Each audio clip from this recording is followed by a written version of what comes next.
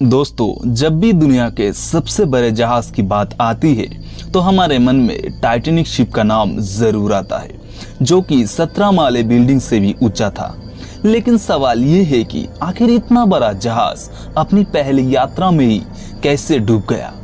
क्या ये कोई नेचुरल घटना थी या फिर इसके पीछे वजह कोई और था? आखिर क्या हुआ था उस दिन जिस दिन टाइटैनिक समुद्र की गोद में अपनी पहली यात्रा में ही समा गया था?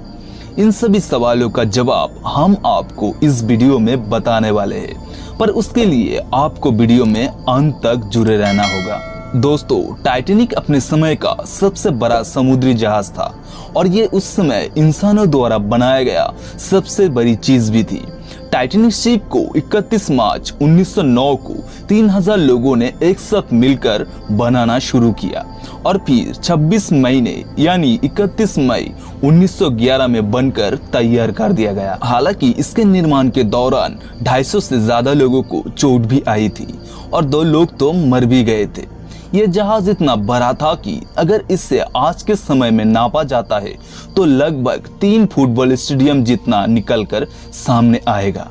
और जिस दिन ये बनकर तैयार हुआ यानी कि 31 मई 1911 को इसे देखने के लिए 1 लाख से भी ज्यादा लोग आए थे।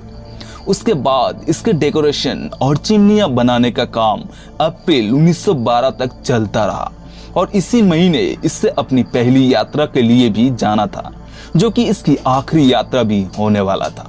टाइटैनिक शिप की मैक्सिमम स्पीड लगभग 43 किलोमीटर पर आवर की थी। इसमें लगी सीटी की आवाज इतनी तेज थी कि इसे 16 किलोमीटर दूर से भी सुना जा सकता था। टाइटैनिक 10 अप्रैल 1912 को इंग्लैंड के साउथहैम्पटन से न्यूयॉर्क की ओर रवाना हुआ था। 4 दिन तक तो सब कुछ बहुत अच्छा चल रहा था, लेकिन 14 अप्रैल 1912 को रात 11:40 पर यह एक आइसबर्ग से टकरा जाता है और इसके निचले हिस्से में पानी भरना शुरू हो जाता है। जहाज के आइसबर्ग से टकराते ही जहाज पर ख्वाब का माहौल पैदा हो जाता है।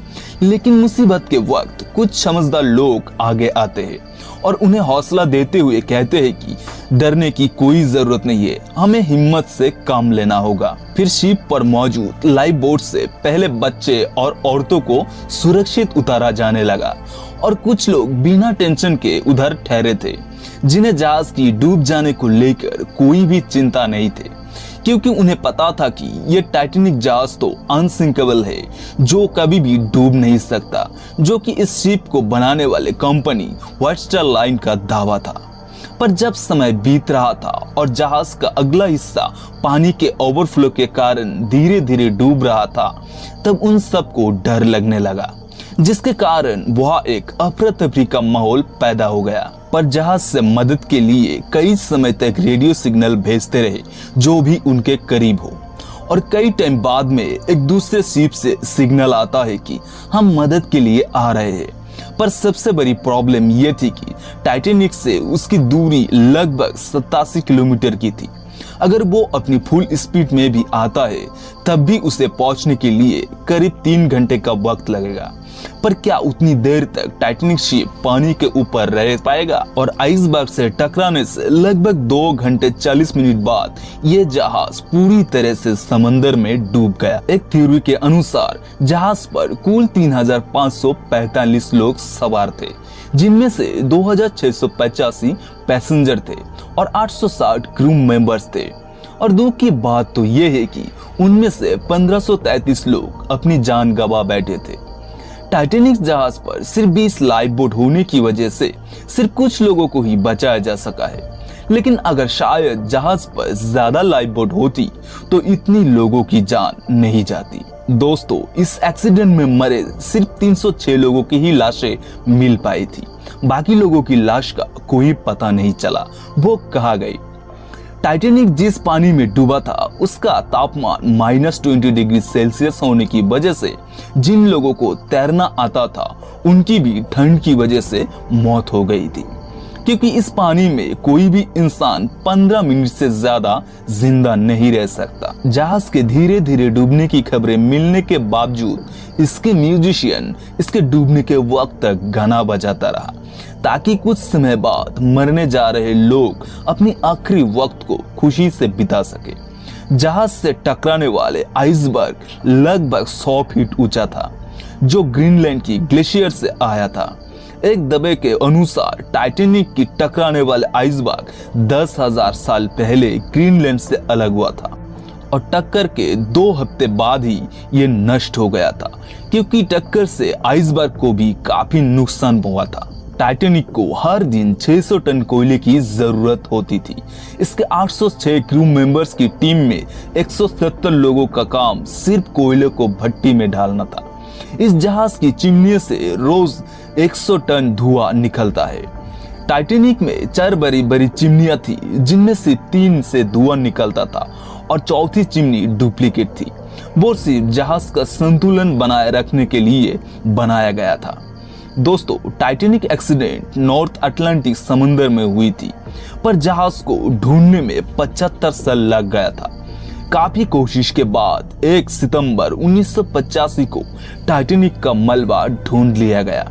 आपको जानकर हैरानी होगी कि समंदर के नीचे टाइटैनिक जहाज 2 टुकड़ों में टूटा हुआ पाया गया और उन दोनों टुकड़ों की दूरी आपस में 600 मीटर थी। साइंटिस्ट इस बात पर आज तक सहमत नहीं है कि आखिर टाइटैनिक 2 टुकड़ों में क्यों बट गया, क्योंकि उसमें छेद तो सिर्फ एक ही तरफ हुआ था। इस थ्योरी के मुताबिक माना जाता है कि शायद समुद्र की सतह पर एक तरफ दबाव बढ़ने से जहाज बीच से ही टूट गया। दोस्तों, यूं तो टाइटैनिक पर कई फिल्में और डॉक्यूमेंट्री बन चुकी है, लेकिन 1997 में बनी टाइटैनिक फिल्म सबसे ज्यादा फेमस है।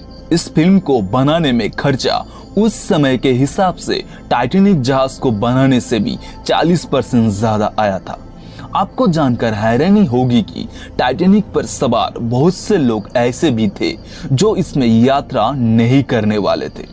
दरअसल टाइटैनिक की मालिक कंपनी व्हाइटस्टार लाइन ने अपने 2 समुद्री जहाज की यात्रा कोयले के कारण कैंसिल कर दी थी और उसके पैसेंजर्स को टाइटैनिक में शिफ्ट कर दिया गया था। इस वजह से उन लोगों ने भी अपनी जान गंवा दी जो कि टाइटैनिक में सफर नहीं करने वाले थे। दोस्तों, टाइटैनिक में फर्स्ट क्लास में सफर करने के लिए आज से करीब 100 साल पहले $4,350 यानी कि 2,70,000 रुपए चुकाने पड़ते थे। वही सेकंड क्लास के लिए $1,750 यानी कि करीब 1 लाख रुपए देने पड़ते थे और थर्ड क्लास के लिए करीब $30 यानी कि 2,000 रुपए की रकम चुकानी पड़ती थी। आज के समय में डॉलर की कीमत को देखा जाए तो एक पैसेंजर को इसमें सफर करने के लिए 50 लाख रुपए खर्च करना पड़ता था। दोस्तों, टाइटैनिक में यात्रियों और क्रू मेंबर्स के खाने पीने का खास इंतजाम था।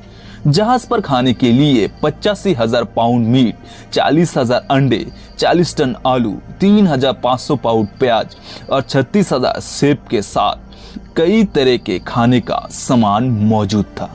जहाज के 860 क्रू मेंबर्स में सिर्फ 23 फीमेल थी और बाकी सब पुरुष थे। टाइटैनिक जहाज पर 13 नए शादीशुदा जोड़े अपना हनीमून मनाने के लिए आए थे और इस जहाज में 9 कुत्ते भी थे, लेकिन इस हादसे में इनमें से 2 ही कुत्ते जिंदा बच पाए थे। दोस्तों, ये थी टाइटैनिक की स्टोरी। मुझे यकीन है कि आपको ये टाइटैनिक की असली कहानी के बारे में जानकर अच्छा लगा, तो इसको शेयर जरूर करें और ऐसी ही अमेजिंग स्टोरी के लिए हमारे चैनल को सब्सक्राइब करें और बेल आइकन को प्रेस कर दें ताकि हर वीडियो की नोटिफिकेशन सबसे पहले आपको मिले। और आपका जो भी सवाल है नीचे दिए गए कमेंट बॉक्स में पूछ सकते हैं। Thank you, bye bye. मिलेंगे अगले वीडियो में एक नए स्टोरी के साथ।